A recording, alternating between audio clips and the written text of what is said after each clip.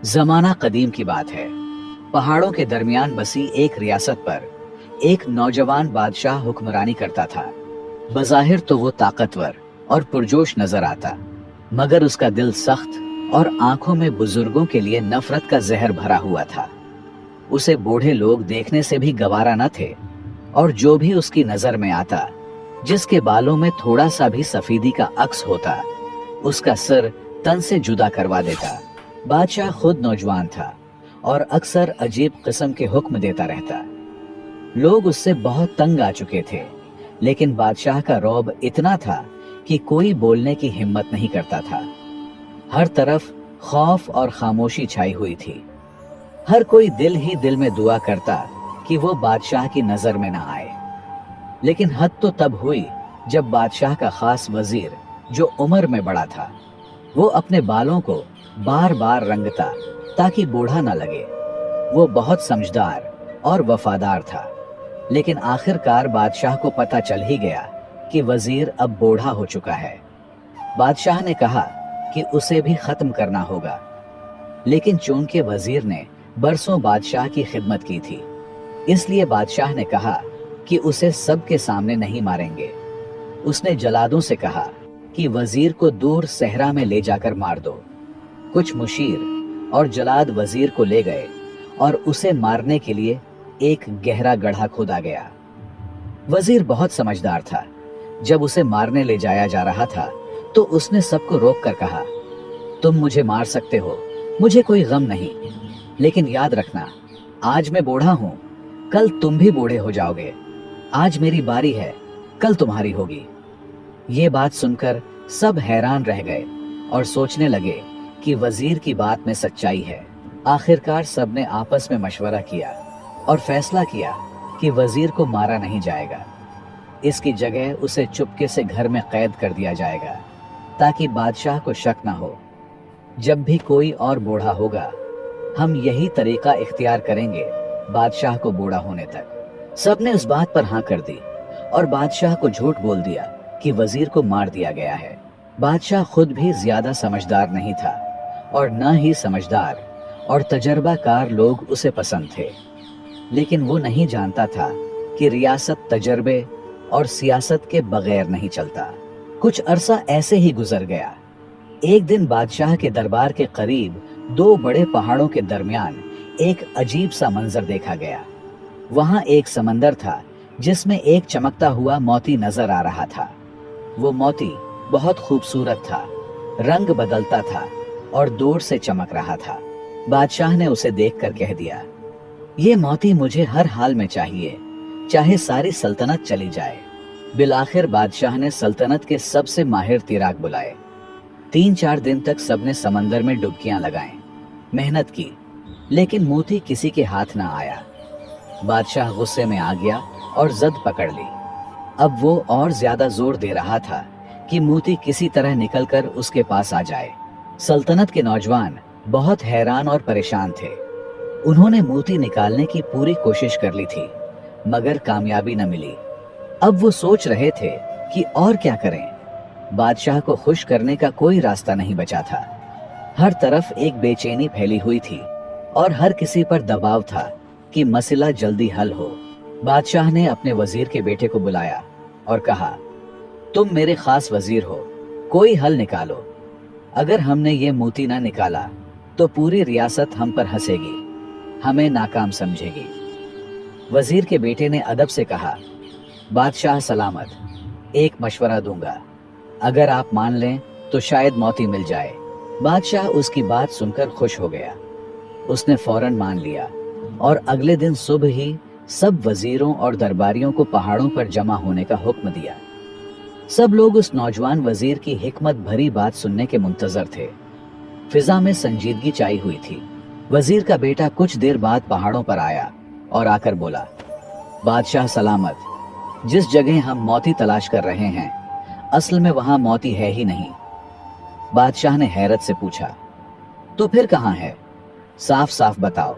वजीर के बेटे ने आसमान की तरफ इशारा करते हुए कहा, वो देखें, पहाड़ की चोटी पर एक खूबसूरत मोती चमक रहा है, इसी की रोशनी पानी में पड़ रही है। सबने ध्यान से देखा तो वाकई बात सच निकली। पहाड़ के ऊपर एक चमकता हुआ मोती मौजूद था। उसकी रोशनी पानी पर पड़कर यूं लग रही थी जैसे मोती समंदर में हो। सब हैरान रह गए कि इतनी सादा बात किसी की समझ में ना आई। सबने जाकर मोती को ढूंढा और लाकर बादशाह को दे दिया। बादशाह की इज्जत बचाने पर बादशाह बहुत खुश हुए और वजीर के बेटे को इनामात से नवाजा गया। लेकिन साथ ही बादशाह के दिल में एक शक भी पैदा हो गया। वो सोचने लगा, ये लड़का तो इतना अक्लमंद नहीं, फिर ऐसी बातें उसे कौन सिखा रहा है।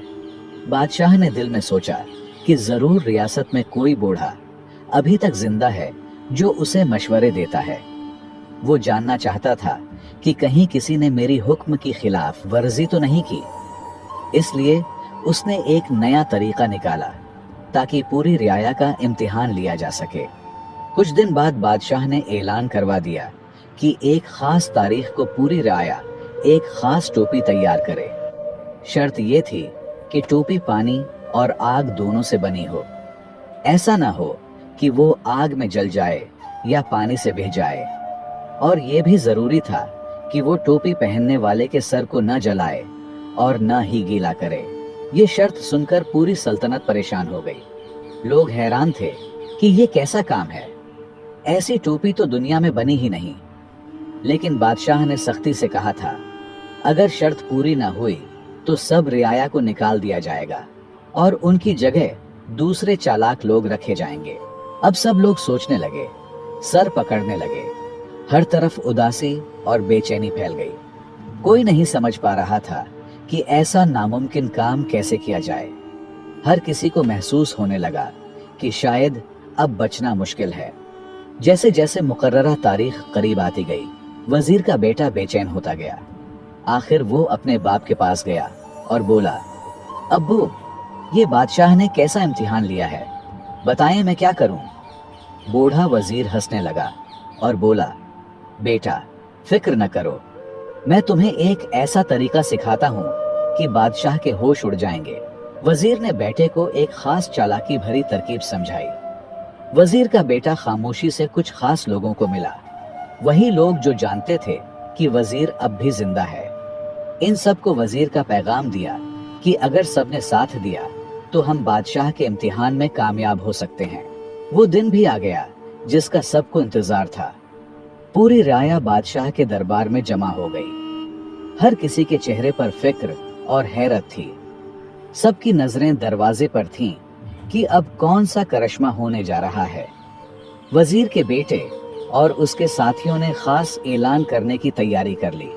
थोड़ी देर बाद कुछ लोग आगे बढ़े और सबसे ऊंची आवाज में कहा, सुन लो सब लोग, आज हम बादशाह सलामत को एक ऐसा ताज पहनाएंगे जो आग और पानी दोनों से बना है। लेकिन इस ताज की खास बात यह है कि सिर्फ वो लोग उसे देख सकते हैं जो हलाली हो, हरामी लोग उसे नहीं देख सकेंगे। ये सुनकर पूरा दरबार हैरत में पड़ गया। कुछ लोग चौंक गए, कुछ ने सर झुका लिया। अब किसी को समझ नहीं आ रहा था कि अगर मैंने कहा कि मुझे ताज नजर नहीं आया तो कहीं लोग मुझे हरामी न समझ लें। बादशाह भी हैरान हो गया। नौजवान था, जोश में था, लेकिन इतना तजर्बा नहीं रखता था। रियाया ने एक बड़ा संदूक दरबार में लाकर रखा। सबकी नजरें उस पर थीं, लेकिन किसी को कुछ दिखाई नहीं दे रहा था। कुछ लोग हाथों को ऐसे उठा रहे थे जैसे कोई ताज पकड़ा हो। उन्होंने वो नजर न आने वाला ताज बादशाह के सिर पर रखा और जोर जोर से वाह वाह करने लगे। सब लोग तारीफें करने लगे। क्या शान है इस ताज की, ऐसा ताज तो आज तक किसी ने नहीं देखा। बादशाह सुनकर खुश तो हुआ, लेकिन उसे अपने सिर पर कुछ महसूस नहीं हो रहा था।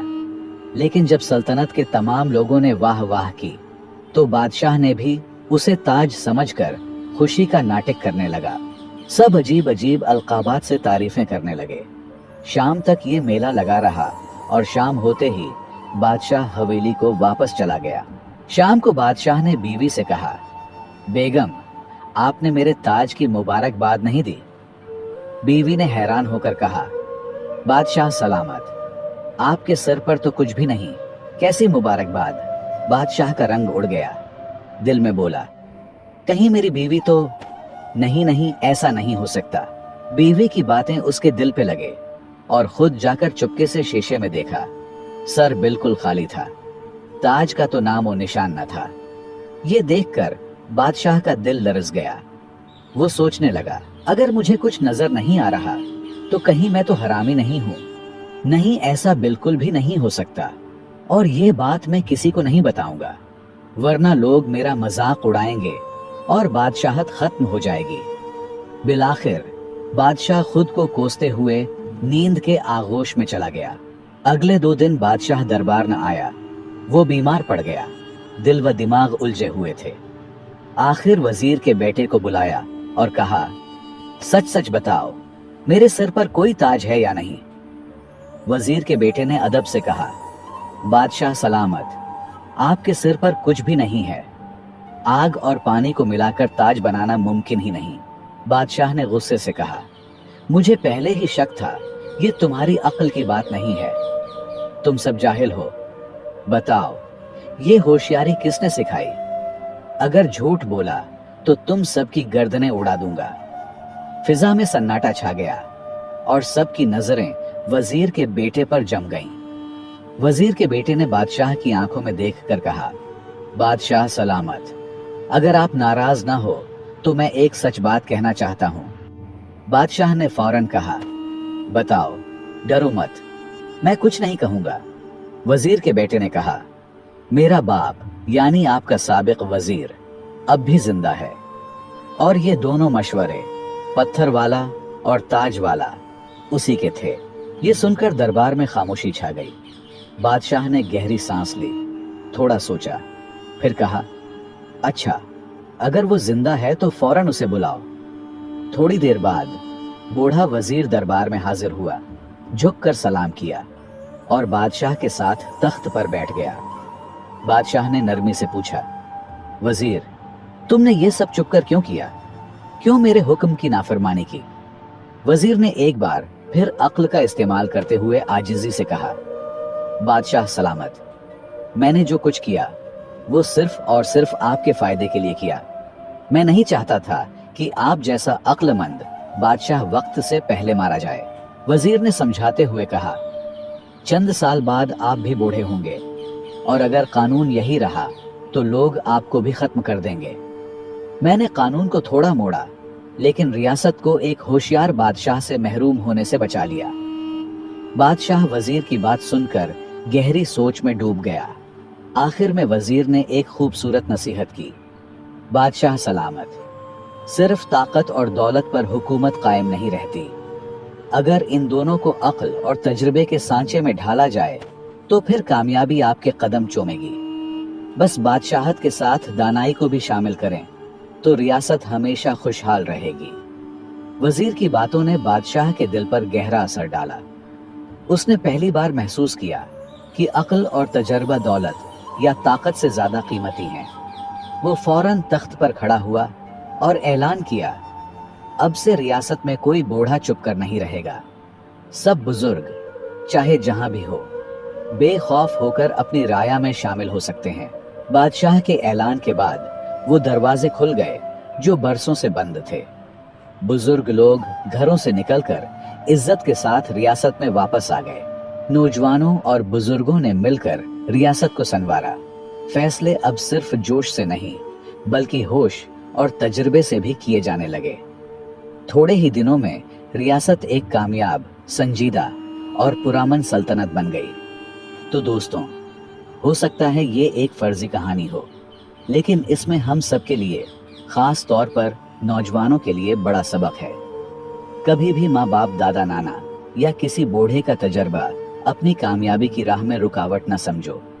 बाज फैसले शुरू में उल्टे लगते हैं, लेकिन वक्त गुजरने पर वही फैसले आपको बड़ी मुश्किल से बचा सकते हैं।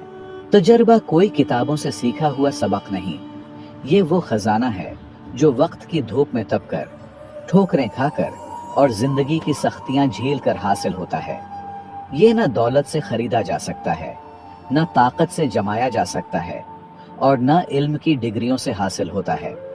उसके लिए जवानी के काले बाल सफेद करने पड़ते हैं, अगर तुम्हारे आसपास कोई बूढ़ा शख्स है तो रुक कर उसकी बात जरूर सुनो।